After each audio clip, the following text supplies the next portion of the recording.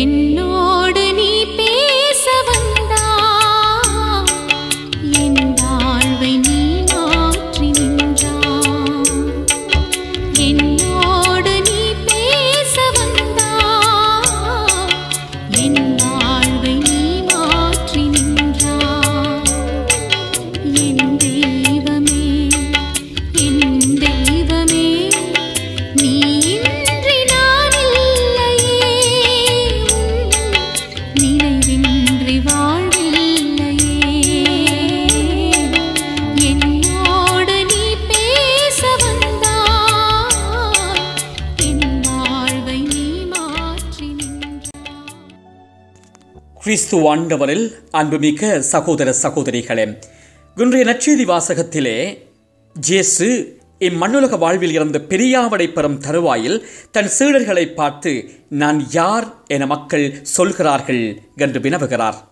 சீடர்கள் இயேசுவிடம் சிலர் திருமுழுக்கு யோவான் எனவும் வேறு சிலர் எலியா எனவும் மற்றும் சிலர் முற்காலத்து இறைவாக்கினருள் ஒருவர் உயிர்த்தெழுந்துள்ளார் எனவும் கூறுகிறார்கள் என்று வெளிப்படையாக எடுத்துச் சொல்லுகிறார்கள்.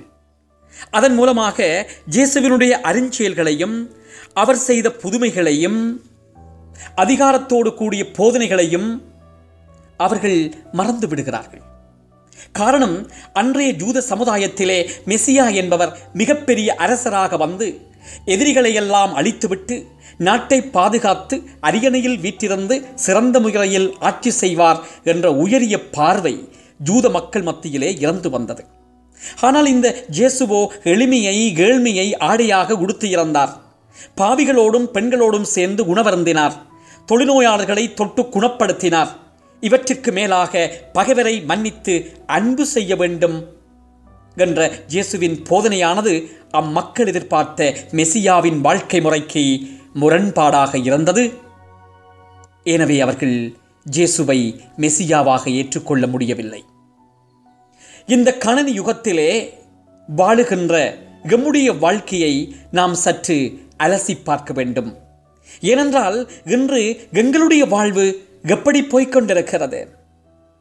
பணம், பதவி, பலம் என்று அழிந்து போகும் செல்வத்தை எம்மகத்தே கொண்டு வாழ முனைகிறோமா? அல்லது நம் சகோதர சகோதரிகளை பற்றிய உண்மையான நிலையறிந்து அவர்களுடைய வாழ்வுக்கு எம்மால் முடிந்தவரை உதவி செய்து அவர்களையும் எம்மை போன்ற மனிதர்களாக மதித்து நடக்கின்ற நிலையிலே நாம் இருக்கிறோமா? உண்மையாகவே கிறிஸ்துவை நாம் பற்றி இருக்கிறோமா என்று சிந்திக்க அழைக்கப்படுகிறோம். இன்று நம்முடைய கிறிஸ்தவ வாழ்க்கை முறையானது முற்றிலும் முரண்பாடோடு கைகோட்டு செல்லும் அவர நிலையை நாம் பார்க்கிறோம். இயேசுதன் சீடர்களிடம் மக்கள் என்னை யார் என சொல்லுகிறார்கள் என்பதை விட நீங்கள் நான் யார் என சொல்கிறீர்கள் என்று கேட்டால் நம்முடைய பதில் எதுவாக இருக்கும் என்று சிந்திக்க இன்றைய நாளில் முழுமையாக எம்மை ஈடுபடுத்தி பயணிப்போம். மன்றாடுவோமாக. அன்பின் பரலோக பிதாவே, இயேசு ஆண்டவரே, தூய ஆவியானவரே, உம்மை போற்றுகிறோம், உம்மை வாழ்த்துகிறோம். ஆண்டவரே, மக்கு ஆராதனைகள் செய்கிறோம். நீங்கள் எங்களுடைய வாழ்க்கையிலே செய்து வருகிற எல்லா விதமான நன்மைகளையும் எண்ணி வியந்து மகிழ்ந்து உளமாற நன்றி சொல்கிறோம். இன்னொரு புதிய நாளை எங்களுக்கு தந்திருக்கிறீரே. இந்த நாள் முழுவதும் உம்முடைய அன்பு பிரசன்னத்தை நாம் அனுபவிக்க செய்தரலாம். ஆண்டவரே, இன்றைய நாளில் நாம் செய்ய இருக்கிற வேலைகளை ஆசீர்வதியும். எமது குடும்ப வாழ்வை ஆசீர்வதியும்.